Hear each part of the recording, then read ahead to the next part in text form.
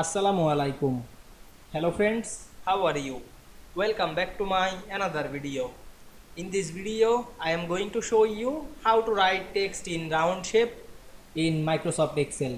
Let's get started. At first you have to open your Excel workbook, then go to the insert menu. Select the shape drop down menu and we can see here many shape. Now I am select the round shape. You can add the rounded rectangle or you can add the oval. Now I am select the rounded rectangle. Then draw the rectangle to this slide. You can change the color. Select the shape and go to the shape format menu. Select the style drop down menu and we can see here many style. Now I am select the style. You want to add or write text, click right button and select the edit text option. We can see here show the cursor. You can write anything. You can increase the size of text, otherwise add more than style effect to this text. Go back the home menu, increase the font size.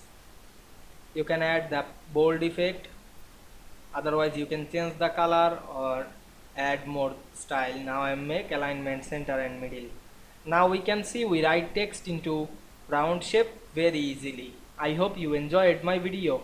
Please like, comment, share and subscribe my channel. Thanks for watching.